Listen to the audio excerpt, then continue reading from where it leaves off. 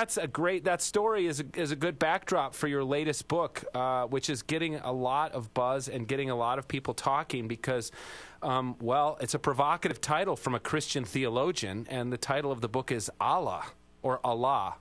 How should we say that? I think we should say Allah. Allah. The title of a book by a Christian theologian is the Muslim title for God. Now that's a risky endeavor for a Christian theologian to write. Are you trying to get out of your contract at the seminary there, Dr. Volf? No, the divinity school will let me get away with all sorts of things. But I think I have garnered some unpopularity with the book, but also, on the other hand, a lot of people have responded really positively to it. I mean, relationship between Islam and Christianity is one of the great issues of the 21st century. You just have to do the numbers and know that that's the case. There are 1.7 billion Muslims and 2.2 billion Christians. 60% of each of these groups don't like each other. This is 2.2 billion people not liking each other just on account of their faith and maybe a few other things.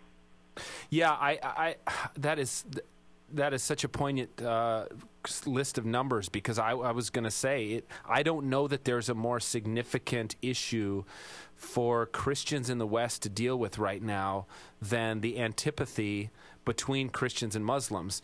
And what's interesting, you bring obviously a personal biography to this book that no one else can bring, and you're a Christian theologian in the West at one of the premier academic institutions in the world. But as you've written about in previous books as well, you grew up in under Soviet rule. You grew up in a majority Muslim country, but here's what's interesting, I think, about this book. You've dedicated it to your father, who was an evangelical Pentecostal minister. What? Yeah, but who taught you that Muslims and Christians are worshiping the same God. Now, that I think that would come as a surprise to a lot of readers. That might come as a surprise to a lot of readers.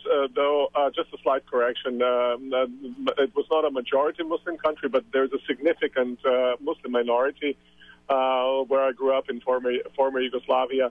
And there's a long history, 500 years of occupation of those lands by Muslims. I myself was born within the walls of a fortress and lived first 5 years of my life in the walls of a fortress that was built in order to forestall further Turkish advances. So I very much know what the experience of Turkish and therefore Muslim also oppression is. But also there is a good history of coexistence there. My father learned to know Muslims because he worked for them, and he told me, he was about 65 or so after he had spent most of his life as a Pentecostal minister. He told me, Miroslav, the best man for whom I've ever worked was a Muslim man. So he both understood what it means to be oppressed by Muslims, but he also understood what it means to encounter and have as friends, as bosses, Muslims who are extraordinary human beings. And it's in this environment, that I grew up and shaped my own thinking about Islam and Christianity. It's above all just to look at what's before us rather than come with prejudices.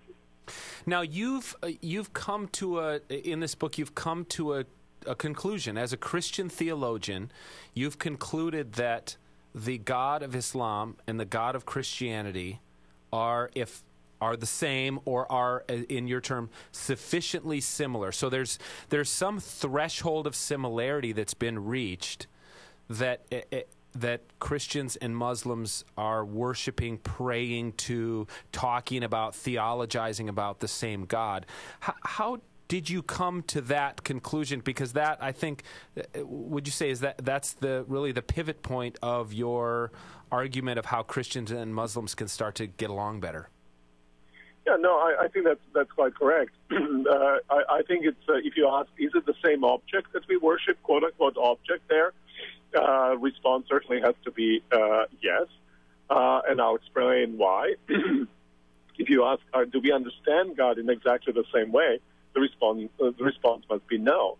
do we understand God in a sufficiently similar way so that we can get along, so that we have these ultimate values that are represented in God, that God gives foundation to, that are sufficiently similar? Response is yes, and that's the significance, I think, of what I was trying to do.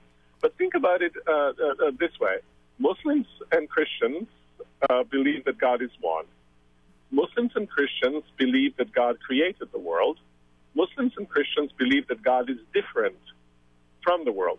Now, if Muslims and Christians were to point to being, to something, to God, would they point to different things, to the same thing? Who agree with these three propositions, it follows by logic that they will be pointing to the same object. And so the object of worship is the same. And then so you ask yourself, is the moral character sufficiently similar? Muslims embrace 10 commandments, as Christians do. Muslims encourage their believers to worship God, love God with their hearts, and serve God. We do. Muslims speak about loving one's neighbor. I think we have similar sets of moral characteristics of that one God as well, so that we can say that we worship the same God. And, the situation is somewhat similar to the situation which we have in relationship to Judaism. Mm-hmm. Do Jews and Christians worship the same God? Well, response is yes. Do they believe that Jesus Christ is the Son of God? No. Do they believe that God is the Holy Trinity? No.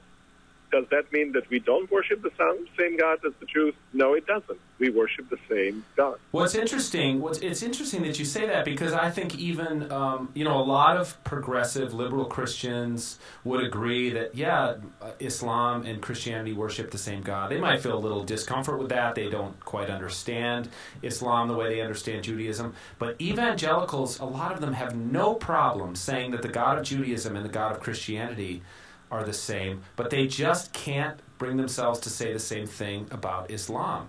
Are there practices, you think, that the Christian church can undertake to bridge that gap? Well, I think the practices that we need is what we need is knowledge of the other side, of the other person. We need encounter with flesh and blood, devout Muslims and devout Christians. My own journey started, of course, with my father opening my eyes to both see the positive and the negative in Islam, just as as one sees in Christianity, and still embrace Christian faith as the faith that I think is the true faith.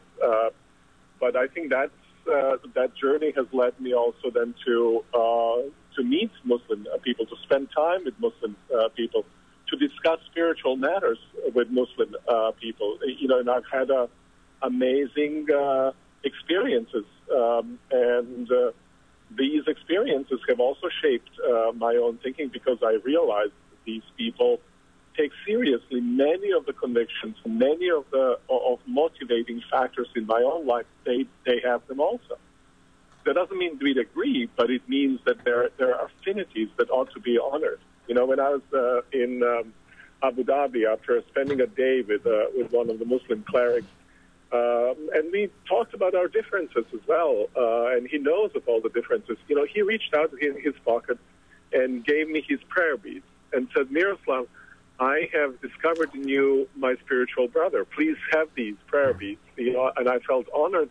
And what I did with those prayer beads, I used them to pray. I prayed my Christian prayers, but every single time I prayed, I thought of him and prayed for him as well. Wow. This is kind of a spiritual encounter that can open one's eyes, and we can be who we are, and yet we can honor another person, open ourselves up to them, and foster a good relationship with them. It's challenging at intellectual and spiritual levels. We're on with Miroslav Volf. His new book is Allah, A Christian Response, and we'll be back with him again after the break. You're listening to AM 950, the progressive voice of Minnesota. When I was little, I